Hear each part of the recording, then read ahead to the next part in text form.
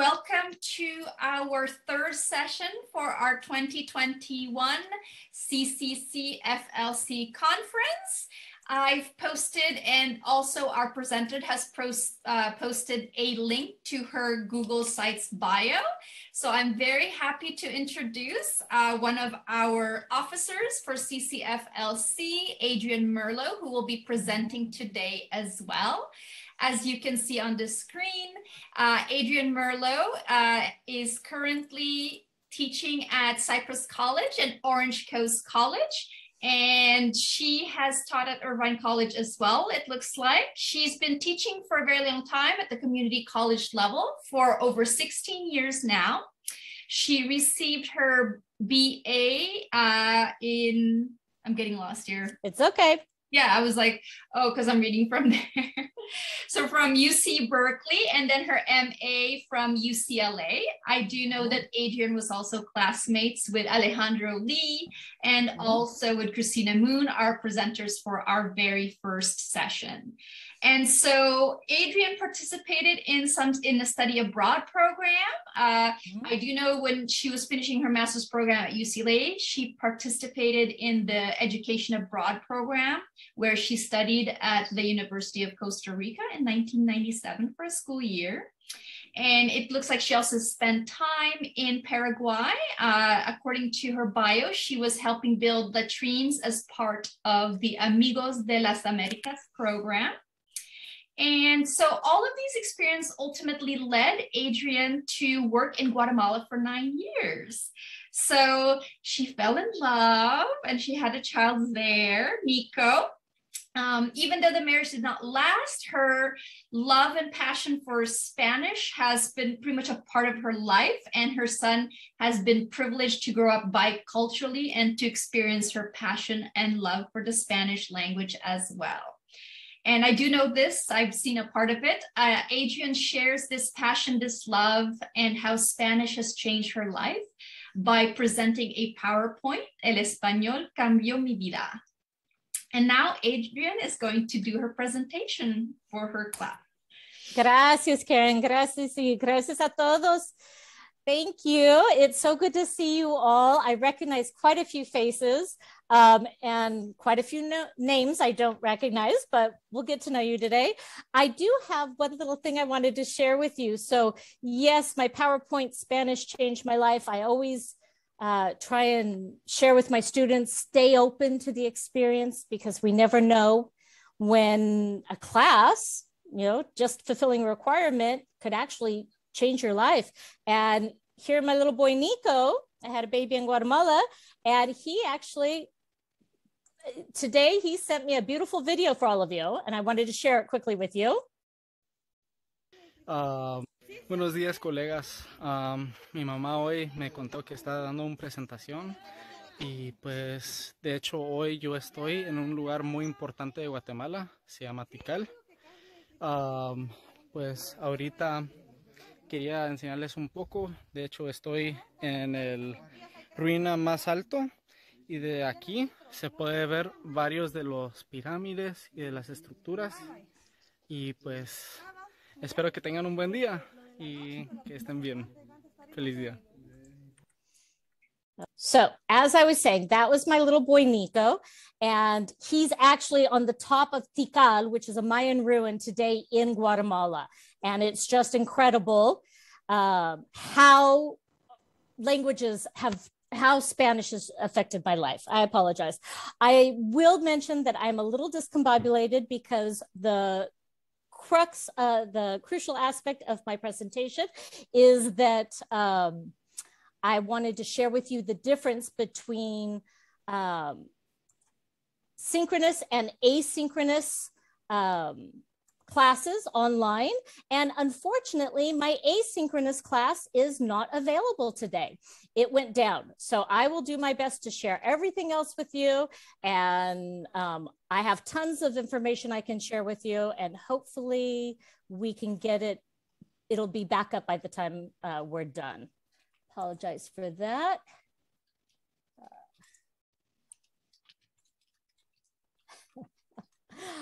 And I apologize because right as you know it, I was trying to close that link for Nico's video. And what happened is I closed the link for everything.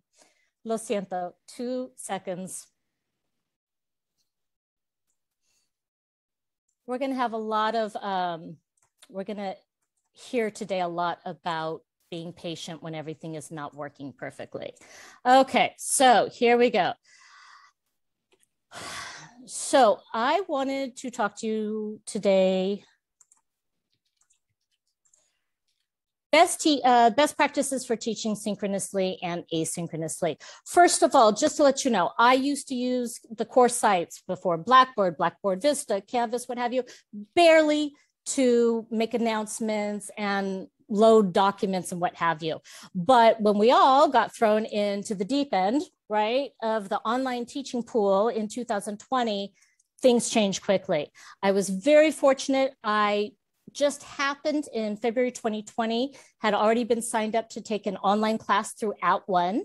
For those of you who are not familiar with @ONE, I strongly suggest you get familiar. They are provided through the California Community Colleges. They have multiple classes they offer. Some are, they're all online, of course. Some are at your pace, self-paced. Others go through a 6-week, 8-week process. Some are paid, some are free, but they're a great way to improve your technology skills. So I was very fortunate that I had been enrolled in this class and I learned a ton in a very short amount of time. And, you know, I like to think of, okay, we were thrown into the swimming pool. Some of us treaded water and we survived by treading water. Others became proficient swimmers. But even if you are an Olympic swimmer, we could all learn. We can still continue to learn. And I'm hoping to share some of my tools and tricks with you. And then I really hope that during the discussion, you will all share your tools with me. So talking about synchronous versus asynchronous classes online. So to make sure we're clear on this, synchronous is we're using a Canvas course site, but we're also doing our classes online via Zoom. Okay, that's what most people are teaching. Asynchronous is entirely online. You do not have Zoom classes. You do not meet with your students one-on-one, at least not on a regular basis, okay? And many, when I first heard about asynchronous classes online for foreign languages, I thought, no way, how possible? How could it possibly work? Right? Language skills, we need to practice listening. We need to practice speaking. It's much more than just grammar. I was very happily surprised to find out it does work, depending. I would say it works on the level, depending on the level. I do not suggest it for beginning Spanish classes, okay? Obviously beginning language classes, I should say. Beginning language classes, we need that spontaneous communication. However, it works very well at the intermediate level for a few reasons. One, in the intermediate level, I sort of think of first semester, second semester language courses, we're building vocab and we're giving a small foundation of the grammar. But in third and fourth semester courses, we are really expanding on that grammar and we're focused on honing sentence structure and writing abilities. So it's much less about building vocabulary. In that sense, it works. The bigger reason why it works very well at the intermediate level is at the intermediate level, we have a much smaller pool of students to pull from. And very few of them have the same schedule, correct? So for example, the last time I taught my intermediate class in person, I ended up with 8 students. I presently have 27 students. It makes a huge difference in terms of filling classes if they could go to the class on their own time schedule. So that's one thing. The biggest difference, the biggest challenge, however, with the asynchronous classes is creating instructor presence. You really have to work hard to create that instructor presence. The other big issue or major difference with asynchronous classes is grading. Some instructors think, oh, well, asynchronous, once you get your course site set up, you're done, right? You could just keep saving it over semester after semester, and you don't have a whole lot of work left. Not true.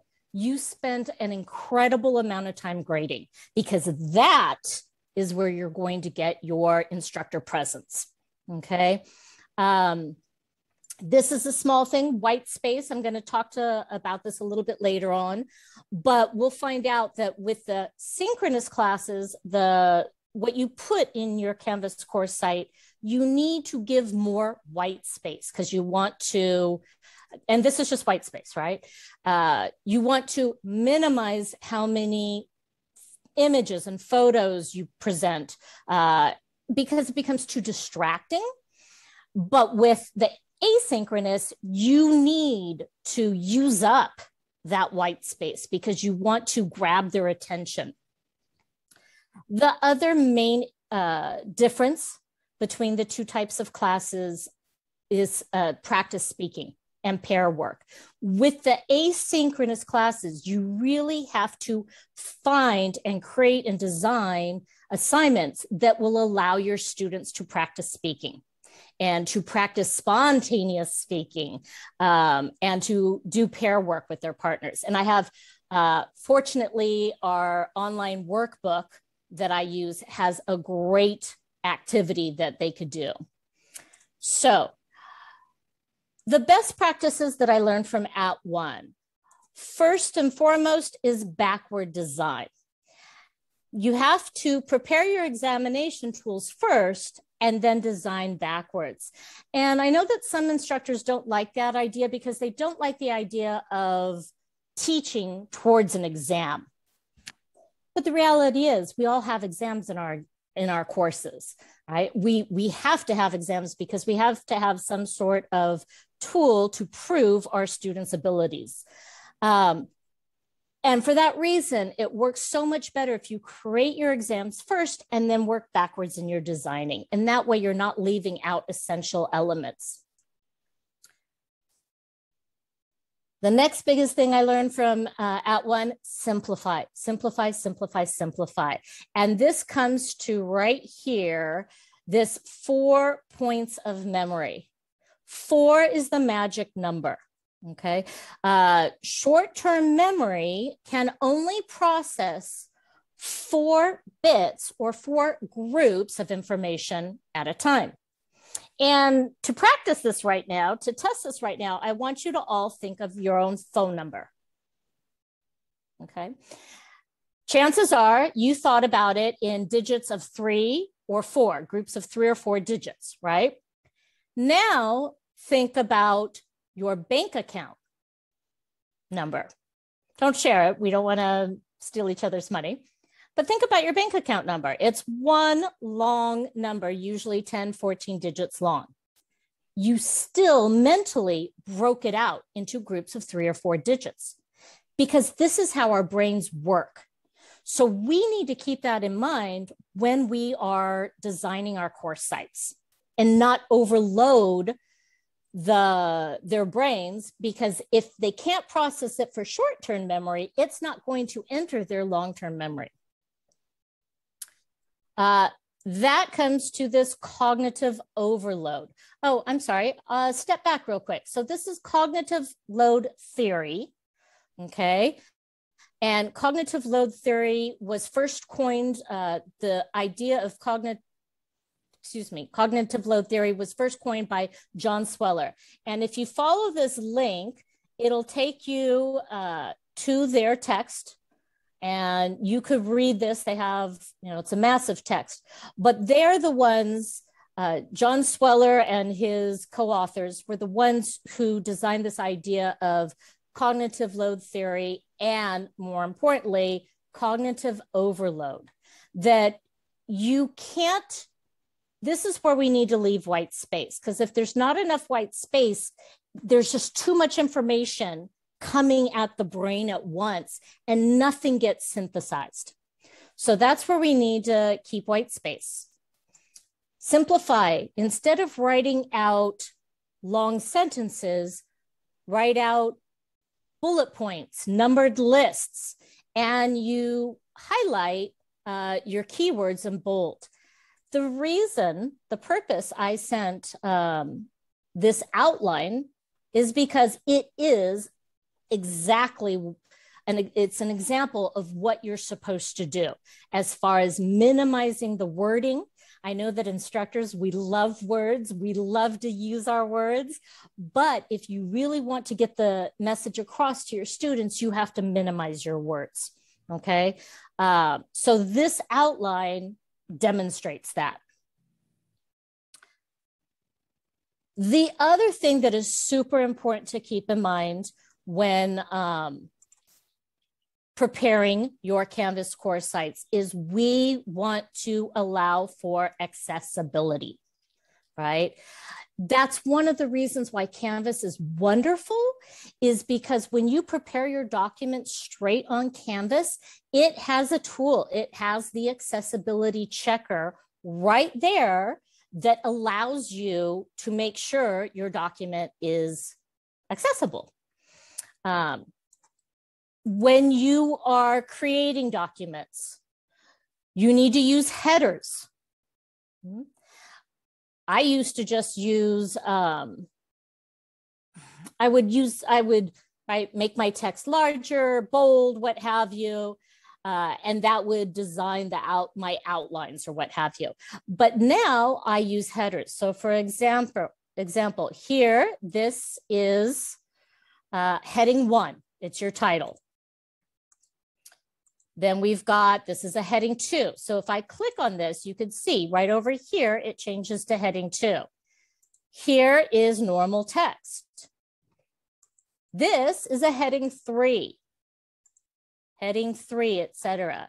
Back to normal text. And why headers are so important is because if somebody is using a reader, it will read out the headers to them. If you simply make a title in a larger font and put it into bold, it'll read whatever font and bold, but it's not going to explain to the person who's listening that this is in fact a title or that this is a header. They won't get the idea of the separation of ideas. So it is crucial to always use headers. Another part for accessibility is,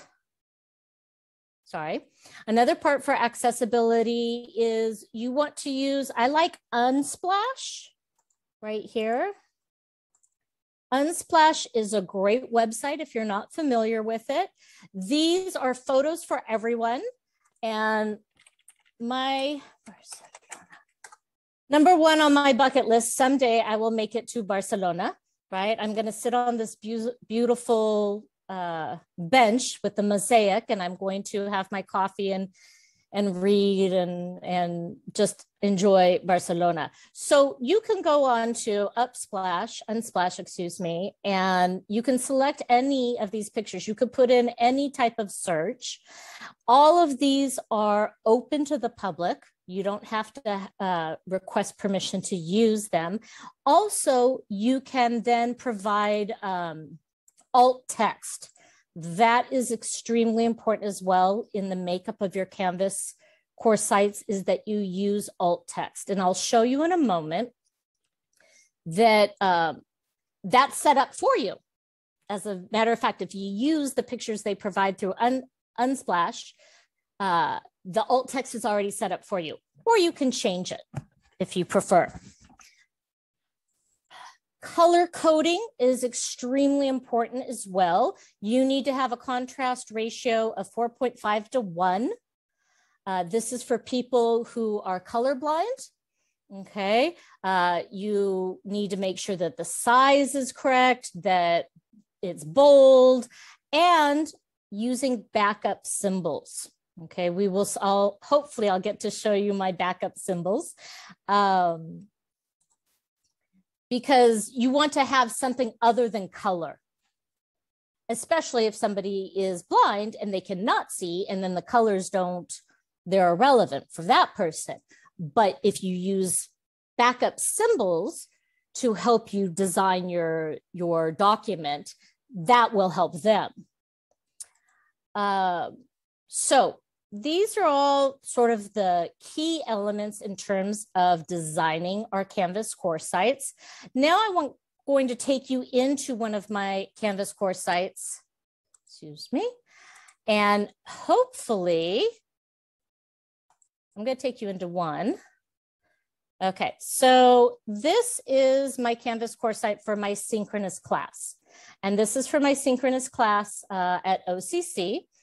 And this is my homepage, of course. And there's my picture of Barcelona as well. And you'll see that this is pretty much the same. All of this information is always the same for all of my courses. This is just my introduction. Then where it starts to change are in the módulos. The way I design my courses is first I have my syllabus, right? And it breaks out all the syllabus. And then I have my orientation, telling them a little bit about the class. And then for my synchronous classes, it's broken out by each chapter.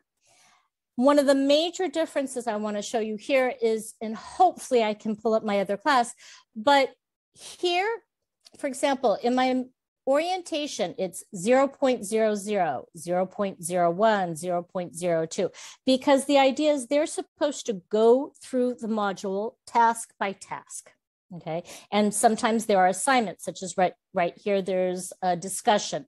Mi camino con el español, my journey with Spanish. So this is an assignment. With my synchronous courses, these chapters are designed differently. They are not broken out as assignments because I utilize them differently. I always have up top these actividades adicionales. And these are just simply some activities that I use in class. They came with the textbook. These are activities I use in class as sort of, when I put the students into breakout rooms, okay? Then I have all of their online workbook assignments here with their due date. These are always due on the day of the corresponding exam. And then I have practice pages, okay, links, what have you, and at the end, extra credit. I wanted to take you through the module we're working on right now. So our module right now it's Capítulo 4, Chapter 4, and it's all about daily routines and plans. So here I have my grammar, and I'm going to pull up right now this page for reflexive verbs. And this is another major difference. In my beginning Spanish class, the documents are in English. The grammar explanations of what have you are in English. I tried previously to put them in Spanish because the textbook, the grammar explanations are in English. So I would make my Canvas in Spanish. That was a huge fail. It did not work. In beginning Spanish, they need the explanations in English. So here I have an explanation for reflexive verbs, and I take them through intransitives, transitives, there's the bus, and reflexives, okay? Now notice I intentionally, down here at the very bottom, I intentionally left this note not accessible. I made it not accessible. Right? This is very hard to read for anyone, but for somebody who's colorblind, they're absolutely not going to be able to read this. So I'm going to leave the student view and I'm going to edit. One of the things I appreciate, so this is our accessibility checker down here, and it will immediately pull up and say, hey, this isn't, the text is too small. It should display in this ratio. You need to choose a different context or a different color.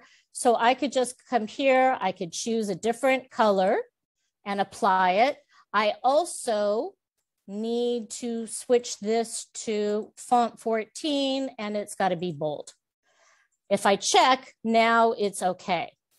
One of the things at OCC, it's not happening, but what I've noticed at Canvas for Cypress, it will actually, right here at this accessibility checker, pop up with numbers. So I don't have to even go in here. It'll automatically say, hey, you have 3 accessibility issues you need to deal with. But then you pop in and you just deal with whatever it is. For example, sometimes if you have a table, there has to be a title, there have to be headers, etc. So I'm hoping OCC will get it to where the accessibility checker lets you know immediately.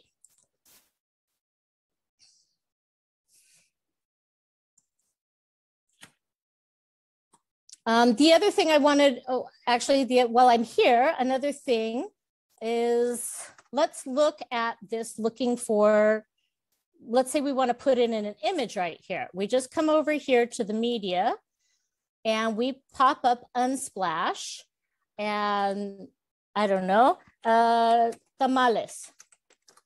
I want to put in an image of tamales. So I could capture an image and submit it. And then right here, when I go to image options, right here, the alt text is not very good, right? Green parsley. I'm going to want to change that to a plate with tamales on it. Or I could even put it in Spanish. You can put your alt text in Spanish, although my understanding it's better in English because the readers aren't really set up unless they have a reader that reads in Spanish. But you can, so you can change your alt text right here. This is why this is so easy as far as adding images that are, one, they are accessible to everyone, and 2, you're not, in terms of copyright laws, they're okay as well. Okay, so.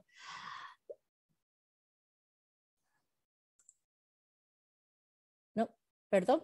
Adrian, quick question from the chat. Somebody was wondering, do you have Connect embedded in Canvas or not? I'll show you that right now. Good question. Okay, so the way I do Connect, when they open it, it's a link. I give them a link right here. They can access Connect over here. They could go directly into it, but I have a page set up. I used to have it set up just as an assignment. And basically when they open the assignment, it would immediately pull them out to Connect. But I discovered that many students were very confused how to do the assignments. So now what I do is I have pages and I set up all of my policies. Okay, and then they have a link that pulls them out to Connect for the activities. And that works very well because then they have all of their policies right here. Also, this is what I was about to show you, and I'll show you this in just a moment. I direct them to the question and answer discussion. Okay, I try and minimize how many questions and emails I get from my students. One of the greatest tools is using this Q&A discussion. And I learned that from @1. So here we are in Módulo 4, La Rutina y los Planes. And here are their activities. And I break out for every chapter, I break out the Connect online assignments into 3 parts. And each part coincides with what I'm teaching, right? Then I have their grammar pages. Then I have all the presentations, all the PowerPoints I create. This is the one area I really need to work on.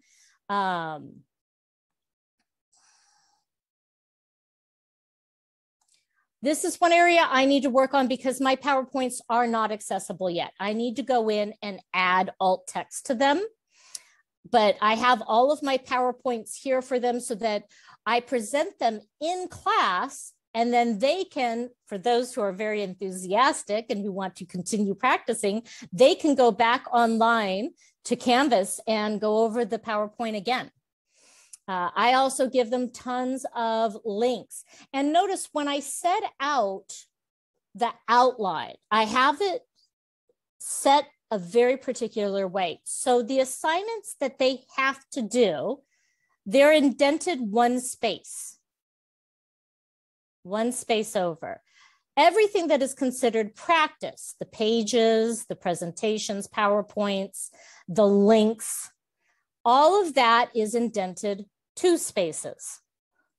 It's not required. And then my extra credit is indented 3 spaces. Now, these extra credit activities, these are part of those actividades adicionales. They came with the textbook. These are the, so for example, let me pull one up real quick. I know there's one in here. Okay, so this one is an extra credit and it's worth 5 points. I do this for every single chapter, and these are only to be used to make up participation points. So if they're ever late to a class, if they leave early, if they're absent, they could use these extra credit activities to make up participation points. That's what those are for. And the way I set them up is they are set up at the bottom of every module. And they're all due, however, at the end of the semester, the very last day of the semester, because sometimes people don't want to do them. And then at the end, they're like, oh, I need to get some extra credit done. And my feeling is if they do it all at the end, fine. It's great practice for them to prepare them for the final exam, which is cumulative. Okay. So this is what a typical module looks like in my synchronous classes. Okay. And of course they go over here to Zoom for their classes. And the lovely thing now, I used to go directly to Zoom for my classes, but I now set them up through Canvas because they're automatically setting up the recordings. I used to have to, I would have my Zoom class. I would then take the recording and save it onto Canvas. Okay, I believe that Adrienne lost her internet or Wi-Fi connection, and I'm texting her now to find out what happened. And just to let everyone know, I have been checking our Cypress College network because Adrienne really wanted to show you the setup for her asynchronous online intermediate Spanish course. And I have been checking every 10 minutes and our network is still down. So I'm going to keep checking with Adrienne what's happening. She's probably trying to troubleshoot her internet connection. And I know, Elena, you had a question. I was just going to wait for her to finish so that I could. Okay, looks like she's coming back. Yeah, I was going to ask your question, Elena. Hi, everyone. I swear the technology gods have it out for me today. My Canvas course site isn't working. My whole house just lost electricity. Please give me a moment. Give me a moment so I could pull everything back up and then we will continue. I will be right back.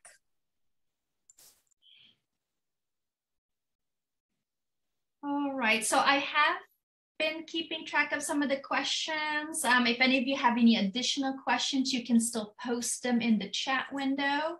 We do have a Q&A, and I know Adrienne and I were communicating for the last hour before this session started, checking our Canvas network. Oh, on Splash, Linda, you have to make a free account.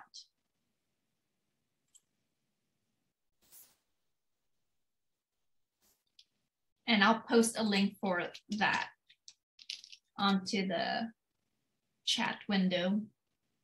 So once it's, okay.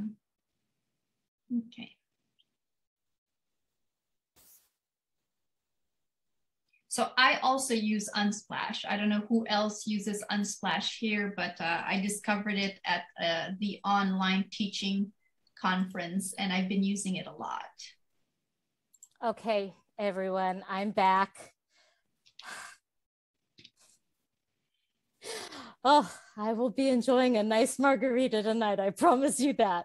So, unfortunately, our Canvas course site for Cyprus is still down, but we will continue. It's okay. I have plenty. Yes, I can show you. I told them I've been checking every 10 minutes, Adrian. Okay, so this is my course site for a synchronous class. One thing keep in mind, so for example, here in the grammar, hopefully during the discussion, and by the way, if it never comes back, if my course site for my asynchronous class does not come back, I will use Screencast. I'm going to be showing you that in a minute. And I will create a separate video comparing the two. I will show you all the differences between the two because there's some huge differences and I want to share them with you all. So if that happens, I will create a video and we will send it out to you. But here is part of what I was talking about earlier about the white space. Okay, so you can see that the grammar explanation here is very simple. I've got a table with my interrogative words, right? And some explanations, but I don't have a lot of pictures. And I try and really minimize how much information I display on the page, okay? Now, one of the other major tools that @ONE introduced to me is utilizing the discussions board, okay? This is a huge help right here, the Q&A discussion. So at the beginning, right, I tell them, during the course, there may come a moment when you can't figure something out. Don't panic. Right? We get so many students panicking, sending us messages at 12 o'clock at night, right? I tell them, don't panic. If you have a question, post it here. Be patient. And I ask my students, if you know the answer, help your classmates out and post it. And there's so many students that love that. They want to show that they know it. I used to offer extra credit, like 1 point. If you answer your classmates correctly, you get 1 point of extra credit. But it ended up being a whole lot of me having to, I just had to deal with it all the time. And I had to follow up and keep track of how many points. And so I just don't do that anymore. But still, they like to answer each other. I also remind them that they need to make sure their Canvas notifications are set up. And on the syllabus, I have a link explaining how to set up their Canvas notifications. These are Canvas notification preferences. If anybody wants this, I can send this out to you. I believe I got this from Canvas itself on one of their self-help pages. So it's important that they have their Canvas notification set up. That way they're getting responses right away. I also tell them to contact me through the inbox. Right over here is the inbox, and I've discovered that it actually is faster than our campus email. For whatever reason, I receive it because it goes to your campus email. But if a student writes me from their campus email, sometimes there's a delay. Whereas if they write me from Canvas, the inbox, it's almost instantaneous. I've tested it and it's wonderful. One thing keep in mind is that if a student writes you on Canvas and you reply from your email, your work email, you cannot add attachments there. You have to add any attachments directly here in inbox. So this is one of the discussions I post is here for questions and answers, and I constantly direct them, right? You have a question about the exam, put it on the Q&A. And if they send me So sometimes what will happen is if they send me a question, sometimes I could use screenshots to answer them. I've even used, you can record an answer. So for example, right here, when you answer, you could write out an answer. You can record, you can upload or record media. This is especially important with asynchronous classes. This is what I was going to talk about earlier in terms of grading. I use 3 types of ways to grade. I'm constantly messaging my students, writing them messages. I also do recordings, and you can record with your webcam or just a verbal recording. And oftentimes that will depend whether or not it's, you know, if it's 10 a.m. in the morning and I'm presentable, then I'll use my webcam. And that improves the instructor presence. Okay. If it's 11:30 at night and I'm grading and I'm in my pajamas, I just do a verbal recording. But still, it improves instructor presence. And students really seem to enjoy getting these types of messages, short recordings, audio, short videos. And I think what I think it does is I think it taps into their whole social media mentality, right? So when you are replying to if you have an asynchronous course, then you definitely want to reply in a variety of ways: written, verbal, and visual. I also give them a student lounge. And as you can see, no students have done anything with the student lounge this semester. Last semester, I had students, they were posting their favorite telenovelas. They were posting all sorts of different stuff. If they found a great website that had, that explained verb conjugations or whatever. And this, you know, I use it every semester, but it depends on the class dynamics and the students' personalities. So basically, I also link in here. I explain the discussion guidelines. This is all set out in the syllabus. What is acceptable as far as appropriate discussions on Canvas, that it's a safe environment. We're here to all share our ideas. We are here to help each other learn. And this is a safe environment to do that. So if you create any of these type of discussions, make sure you address what the discussion guidelines are. Okay. Adrienne, sorry to interrupt. You told me to remind you about the Zoom poll. Yeah, I think I'm going to leave that. I've decided because we've lost so much time. I'm going to leave that for the discussion part. Okay. So the other thing I like to share with them is music. I love music. I love Hispanic music. And so I put on some of my favorite videos here, and I play music for my students every class. I will play some music for you during our break. And I love to use music to connect with my students. Now, in this discussion, I put videos that I like.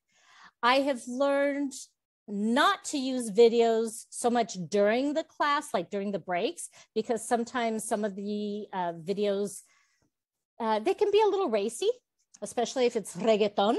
And some of my female students, I could tell that it would make them feel uncomfortable. So now what I use instead during class is Pandora.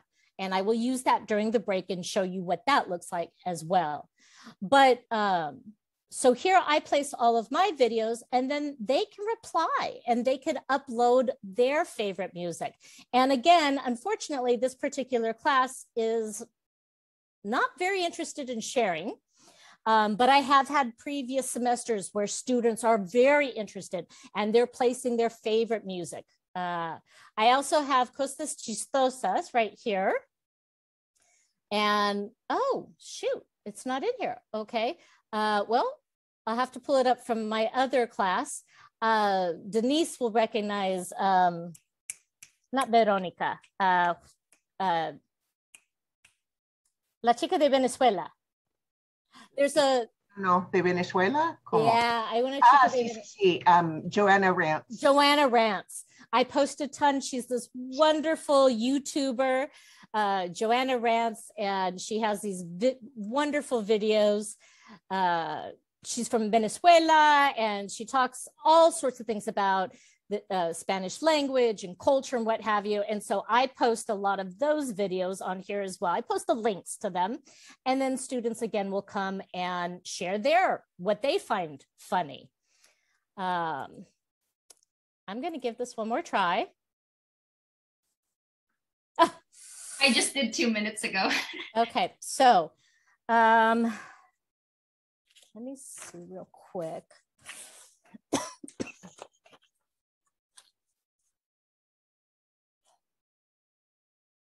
Okay, so I showed you all the discussions.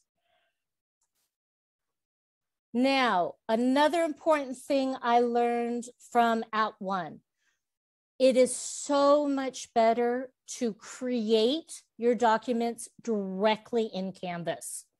Do not upload Word docs, and especially PDFs. PDFs are not accessible, ever, ever, ever, ever. So it is so much better. And I understand sometimes there are documents that we don't want students to be able to edit, which is why we do PDFs. But the reality is it's not accessible. So if we want to make our classes truly accessible, the best way to do it is to create your pages directly in Canvas. Because then you can check for accessibility. Also, another beautiful thing about doing that is then your documents are accessible anywhere, right? If you're at home, if you're at Starbucks, if you're on campus, as long as you have access to the internet, you have access to your documents. Best practices learned along the way. SpeedGrader, this is your best friend. This is absolutely your best friend. So, and I'll show you when you come into your dashboard, your SpeedGrader is right here. It tells you what needs to be graded, and it'll put it in order chronologically. And because I can't show you my Cypress course site right now, it won't show you, but it'll show multiple classes at once. I'll take you right now real quick. Here's one of those extra credit activities that they do. And this is just a crossword puzzle, right? And I have it set up so that all they do is they print out the page, they do it, and they upload a picture of it.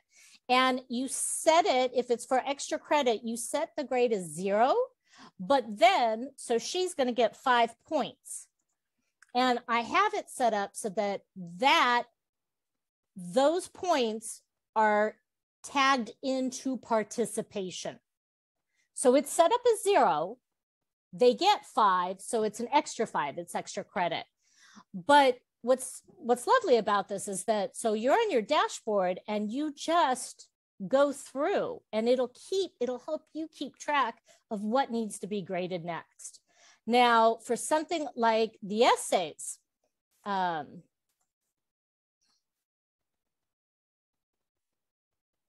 so, and I have my students, they have to, for their essays, they have to submit a brainstorming activity, a rough draft, and a final draft, okay? The beautiful thing is when you do your SpeedGrader, 1, you can assign them their grade right here. 2, you could make comments down here. And again, so I go through these initially and I say, oh, you're missing your brainstorming. Oh, you're missing your rough draft. And then, excuse me, when I finalize, I take their final assignment. I'm hands-on. I print out every single page. I go over them with a red pen, with highlighters, tons of comments.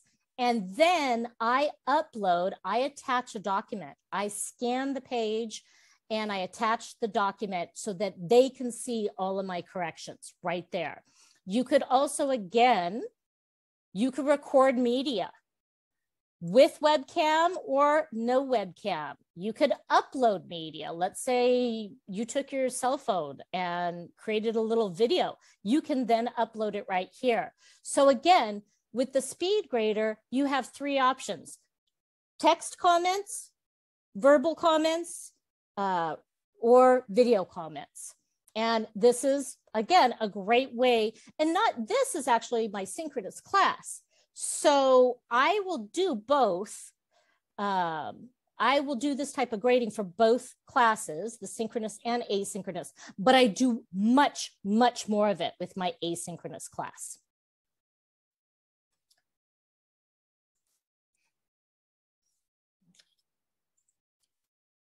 Okay, the people page. This is very important for your asynchronous class because this is where you will assign partner and group activities. Now, I typically, for my synchronous class, I do tons of partner. I use the breakout groups 3-4 times a class. But for my asynchronous, I have to assign them activities.